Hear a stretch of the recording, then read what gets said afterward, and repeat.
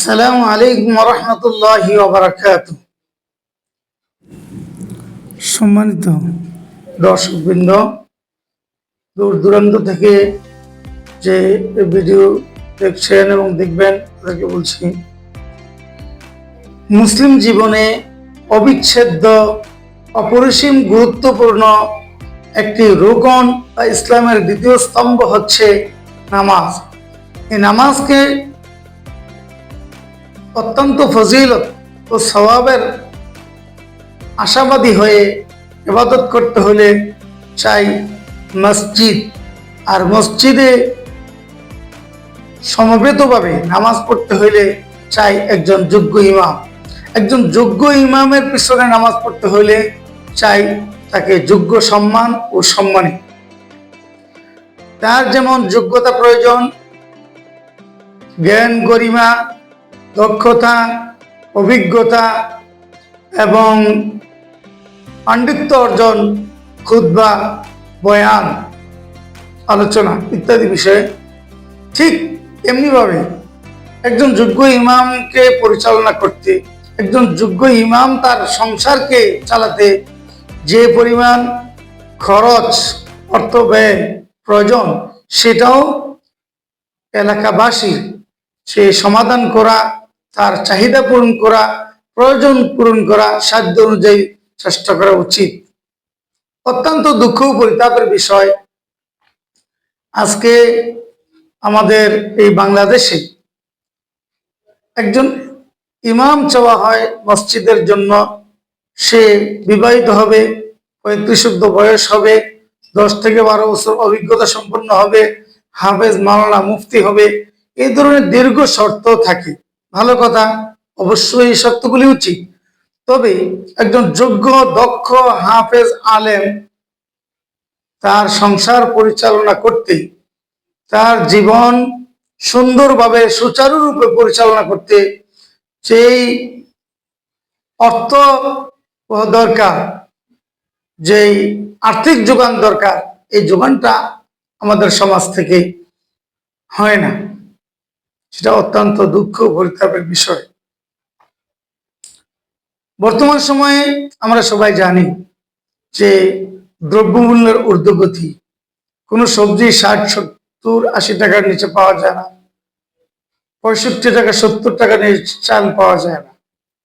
তো এটা কি একজন সাধারণ মানুষের জন্য যেমন, একজন শিক্ষিত মানুষের জন্য তেমন, একজন ডাক্তারের জন্য যেমন, একজন ইঞ্জিনিয়ারের জন্য যেমন, একজন শ্রমিকের জন্য যেমন, একজন ইমামের জন্য তেমন, একজন মুয়াজ্জিনের জন্য ঠিক একই কিন্তু রেট নেই। কিন্তু যেই সময়ে একটা পরিবার 3-4 সদস্য বিশিষ্ট একটা পরিবার 20 থেকে 30 হাজার টাকার নিচে চলতে পারে না, সেই সমাজে দীর্ঘ 12 বছর 16 বছর লেখাপড়া করার পরে একজন যুবক ইমামকে 1-1.5 মাস 2 মাস ধাপে ধাপে পরীক্ষা নিয়ে, ইন্টারভিউ নিয়ে, জমা পড়িয়ে তাকে নির্বাচন করা হয়। কিন্তু তখন বেতন ধরা হয় 12,000, 10,000, ঊর্ধ্ব 15,000। কিন্তু কখনো কি ভেবে দেখেছি যে এই 14,000, 12,000 টাকা বেতন ইমাম চাকরি করবে, তার সংসারটা কি এই টাকাতে এই দেশে সুন্দরভাবে পরিচালনা করা সম্ভব? আমার খুব দুঃখ হয় ওই মানুষগুলির প্রতি, যারা তাদের সন্তানকে কেবলমাত্র এসএসসি পাস করিয়ে, কেবলমাত্র 8ম শ্রেণী পাস করিয়ে কোনো একটা চাকরি দিলেও সে 15,000 টাকা বেতন পেলে বাবা বলে যে আমার ছেলে কি চলবে, কিভাবে আমাকে টাকা পয়সা দিবে। আসলে সে তো নিজেই চলতে পারে না। তো যে ছেলেটা এসএসসি পাস করলো, সে বিয়ে শাদী করে নেই, তার পরিবার পরিজন নেই, সংসার নেই, সে যদি 12,000 টাকা বেতনে চাকরি করে, মাত্র 8 ঘন্টা ডিউটি, 8 ঘন্টা ডিউটি, 12,000 টাকা বেতনে চাকরি করে তার সংসার না চালাতে পারে, মা বাবাকে টাকা পয়সা না দিতে পারে, তাহলে যে আলেম, যে হাফেজ, যে মুফতি 14 বছর 16 বছর লেখাপড়া করে দীর্ঘ অভিজ্ঞতা অর্জন করে মাত্র 12,000 টাকা বেতন পায়, সেই ইমাম, সে আলেম কিভাবে সংসার চালাবে? এদিকে আমরা কখনো ভেবে দেখেছি? যারা দেখেও দেখে না, শুনেও শোনে না, বুঝেও বুঝে না, তাদের জন্য আল্লাহ তাআলা কুরআনে কারীমে সূরা আরাফ একটি আয়াত নাযিল করেছে, যে আয়াতে আল্লাহ তাআলা বলেন, ওয়ালাকাদ যারানা লিজাহান্নামা কাসীরাম মিনাল জিন্নি ওয়াল ইনস লাহুম কুলুবুন লা ইয়াফকাহুনা বিহা ওয়া লাহুম আ'য়ুনুন লা ইউবসিরুনা বিহা ওয়া লাহুম আযানুন লা ইয়াসমাউনা বিহা উলাইকা কাল আনআমি বাল হুম আযাল উলাইকা হুমুল গাফিলুন।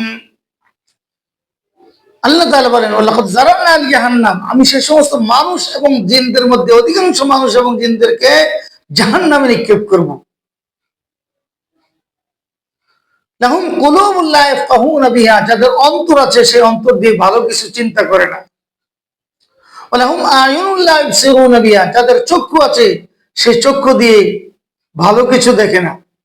ওয়া লাহুম আযানুন লা ইয়াসমাউনা বিহা, যাদের কর্ণ আছে সেই কর্ণ দিয়ে ভালো কিছু শুনে না।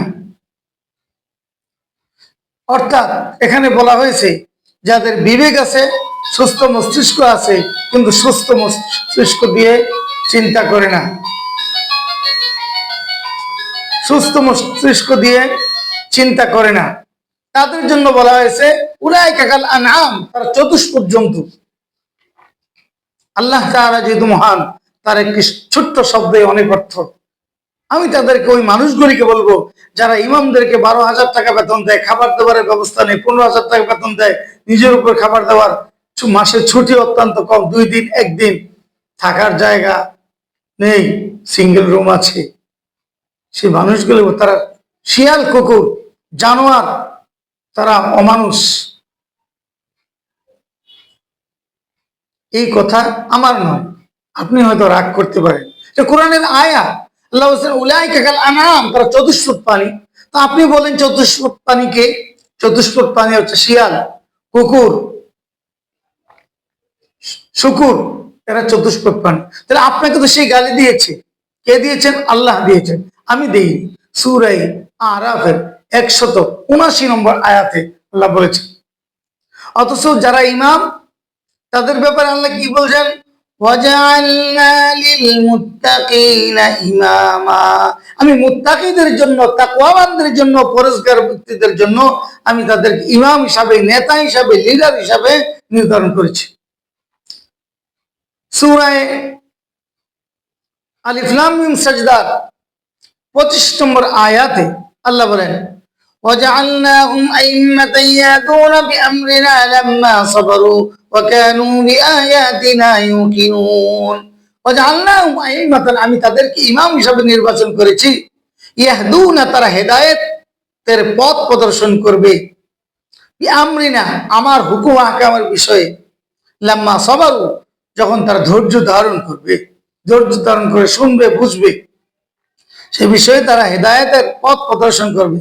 ওয়াকানু বিআয়াতিনা ইউকিনুন, তারা আমার আয়াত সমূহ বিশ্বাস স্থাপন করবে, আমার নিদর্শন সমূহকে বিশ্বাস করবে, এবং আমার কোরআনের আয়াতকে, আমার বিধানকে তারা বিশ্বাস করে নেবে।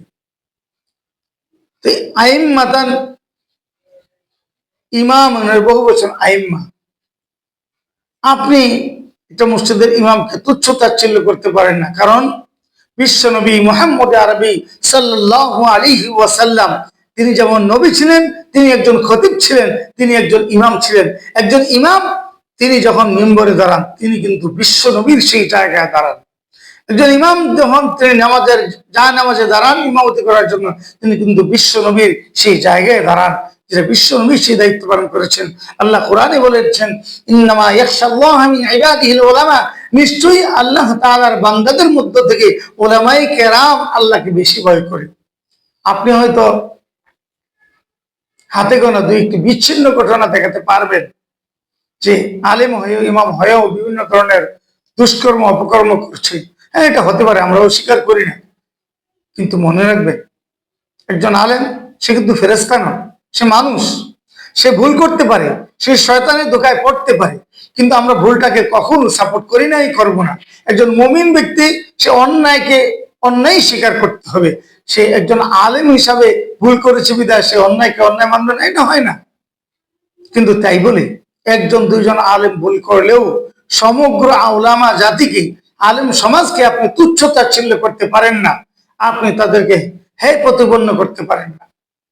এই জন্য উচিত যিনি পরকালের পথ দেখাবেন, যিনি আপনার ঈমান আমলকে সঠিক করবেন, যিনি আপনার সন্তানের নাম রাখবেন, যিনি আপনার মেয়ের বিয়ে পড়াবেন, যিনি আপনার ছেলের মুসলমানের জন্য আসবেন, যিনি সন্তান জন্ম হওয়ার পরে আজান দিবেন, যিনি আপনার মৃত্যুর পরে নামাজ পড়াবেন, জন্ম থেকে মৃত্যু পর্যন্ত আপনার সমাজের একজন আলেমের আপনার প্রয়োজন রয়েছে। সে আলেমকে তুচ্ছ তাচ্ছিল্য করা, অল্প বেতন দেওয়া, হে প্রতিপন্ন করা, অবমূল্যায়ন করা, অসম্মান করা আদৌ উচিত নয়। আমরা দেখতে পাই এই ঢাকা শহরে অনেক জায়গায় মসজিদের ইমাম নিয়োগ দেওয়া হয়, 2 মাস 3 মাস ধরে লেনদি করে ইমাম নিয়োগ দেওয়া হয় জমা পড়িয়ে। কিন্তু একজন ইমামের বেতন, চলন্ত একজন ইমামের বেতন ছিল 15,000 টাকা। 2 মাস ধরে আপনি জমা পড়িয়ে 8 জন 10 জন 12 জন ইমামকে নামাজ পড়িয়ে বিদায় দিলেন, কিন্তু 15,000 টাকা মাসিক বেতন যে ইমামকে দিতে, আজ ইমাম নেই, মুয়াজ্জিন দিয়ে ইমামের কাজ চালাচ্ছেন। একটু কি ভেবে দেখেছেন? কখনো কি ভাবছেন যে ইমাম সাহেবের 15,000 টাকা বেতন দিতাম, আমরা মুয়াজ্জিন সাহেবকে 10,000 টাকা বেতন দিতাম, সেই ইমাম সাহেবের বেতনের 5,000 টাকা তাকে বাড়িয়ে দিই? না, এটা আমাদের সমাজের বিবেকে, মানুষের বিবেকে ধরে না, আসেন যে সে তো নামাজ পড়াবে না। ভাই, কাজ তো এটা না। মুয়াজ্জিনের কাজ মুয়াজ্জিনি করা, সানি ইমামের কাজ সানি ইমামের কাজ করা। কিন্তু এই ইমামের কাজটা যে মাস কি মাস সে চালাচ্ছে, এই জন্য তাকে 15,000 টাকা বেতনের 5,000 টাকা দেন, 3,000 টাকা দেন, 2,000 টাকা দেন, এটা করেন না। আরেক হলো কি, সপ্তাহে একদিন জুমার নামাজ পড়াতে আসে দূর থেকে একজন ওলামায়ে কেরাম আলেম, তিনি খতিব হিসেবে আসেন, তাকে ন্যূনতম একটি সময় 500 টাকা 1,000 টাকা ধরিয়ে দেন, তাও খুবই কম, হাত কাঁপে। কেন ভাই, আপনার কি বিবেক জাগে না যে ইমামকে 15,000 টাকা 20,000 টাকা বেতন দিতাম, এখন 4টা সপ্তাহে 2,000 টাকা করে 8,000 টাকা দিই, অথবা কমপক্ষে 1,000 টাকা 1,500 টাকা তাকে হাতে দিই, 6,000 টাকা, মাত্র 6,000 টাকা আপনার যাচ্ছে। আর মুয়াজ্জিন সাহেবকে দিয়ে আপনি নামাজ পড়াচ্ছেন, 1 টাকা হয়তো দিচ্ছেন, ওখানেও দেওয়া উচিত। এই জন্য আসুন আমাদের বাংলাদেশের ইমামদেরকে, আলেমদেরকে সম্মান করুন, আপনার সম্মান বাড়বে, আল্লাহ তাআলা পরকালে আপনাকে সম্মান বাড়াবেন, দুনিয়াতেও আপনাকে ইজ্জত সম্মান দিবেন। কেননা আল্লাহ রাসূল সাল্লাল্লাহু আলাইহি ওয়াসাল্লাম বলেছেন, যে ব্যক্তি উলামায়ে কেরামের তাজিম করে না, সম্মান করে না, বড়দেরকে শ্রদ্ধা করে না, ছোটদেরকে স্নেহ করে না, সে আমার উম্মত নয়। সুতরাং আপনি সেই কাতারে পড়ে যাবেন। উলামায়ে কেরামকে তুচ্ছ তাচ্ছিল্য করবেন না, হে প্রতিপন্ন করবেন না, অবহেলা অবজ্ঞা করবেন না। একজন ইমামকে, একজন আলেমকে, একজন হাফেজকে, একজন মুয়াজ্জিনকে শ্রদ্ধা করতে শিখুন, মর্যাদা দিতে শিখুন, তাদের যথাযথ মূল্যায়ন করুন, তাদের যথাযথ সম্মান ও সম্মানের দিকে লক্ষ্য করুন।